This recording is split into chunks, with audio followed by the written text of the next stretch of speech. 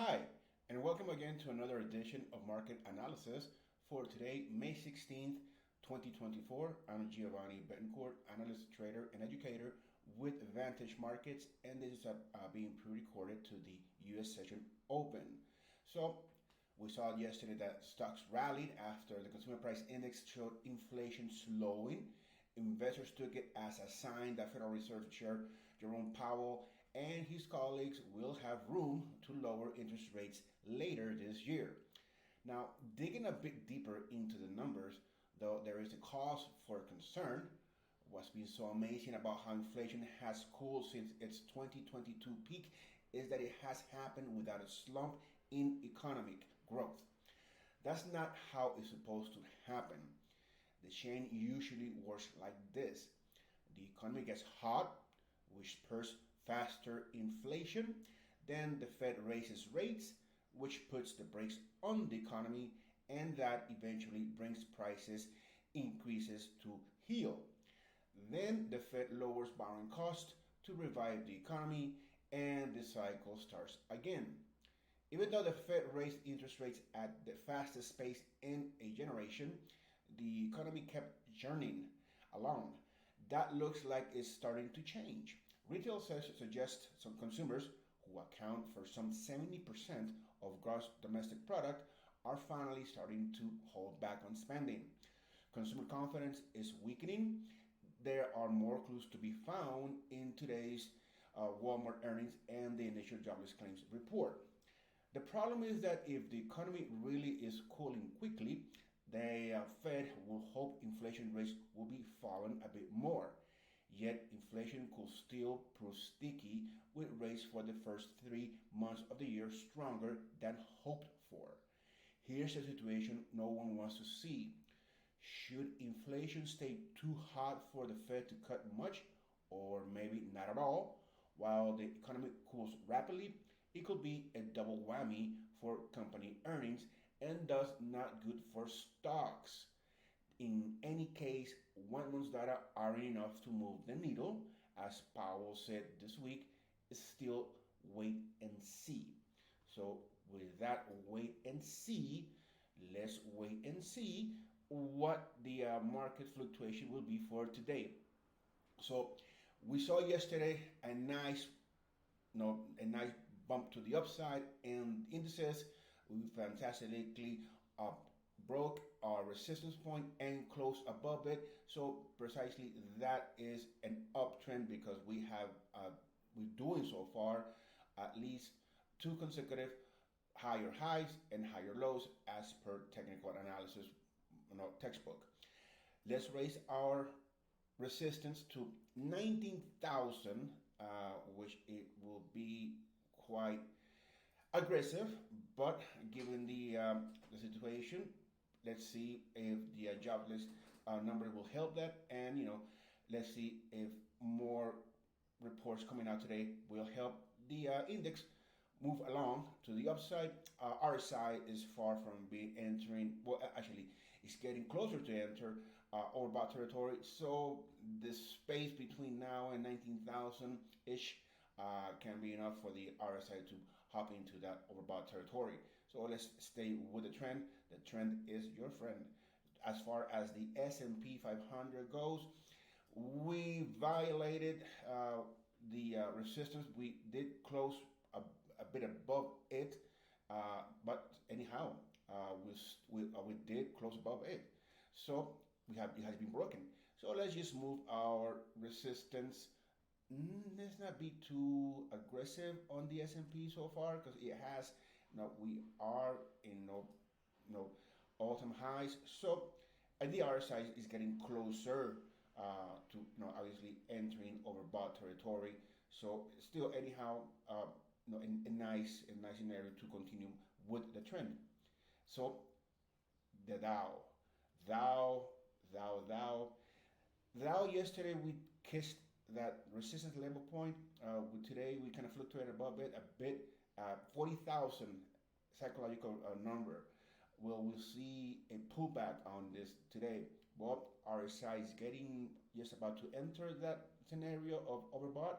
So let's just raise our resistance to just 4,150-ish. I don't. I'm thinking that it will continue to move to the upside, but not that much. I could be wrong. Now, crude oil. So yesterday we saw crude oil fluctuating to the downside.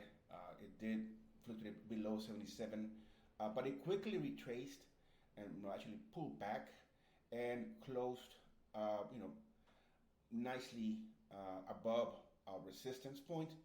So let's just move now that resistance point back up to 79 and change, 79.50, somewhere around here. Let's just do that. Bring up our resistance to 77, and then therefore I'm just thinking perhaps crude oil again came back to that floor that it has been setting for quite a couple of weeks. So let's see if it'll hold around that level of 78. I'm just thinking it might be just those one of those moments where crude oil just trace sideways for a little while. So keep that in mind. And let's see why is Nat Gas not populating.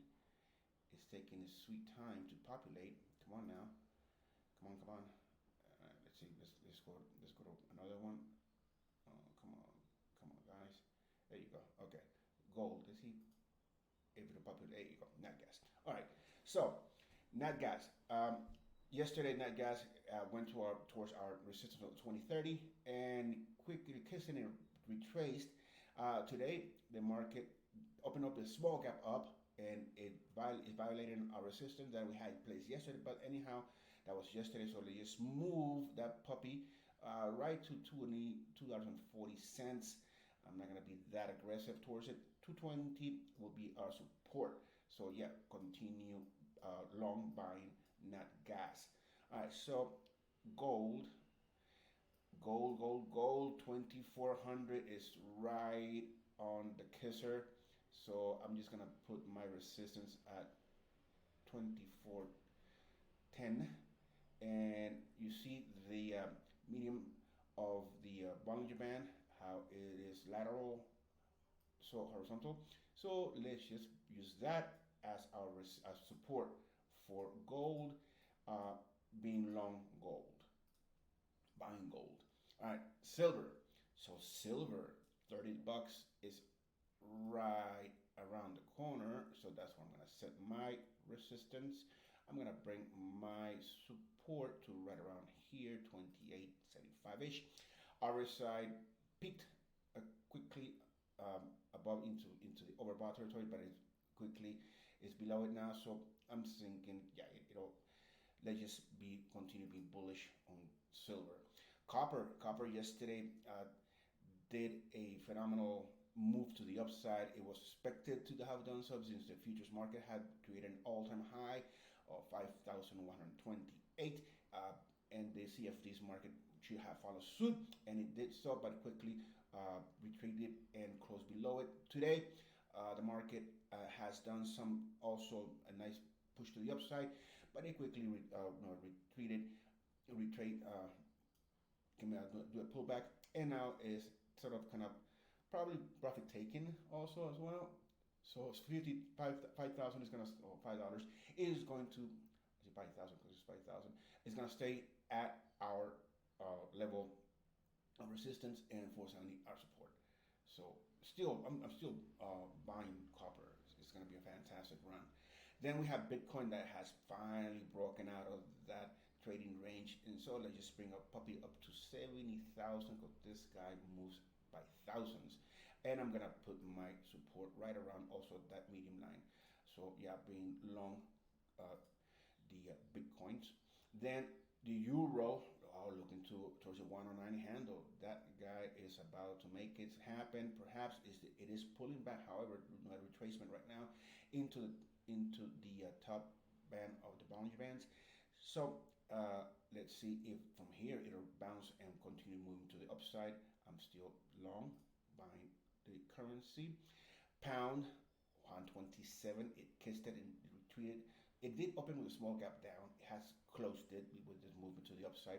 So let's just assume that if we continue to do a retracement, it'll come down towards at least halfway of yesterday's trading range and then continue to move to the upside.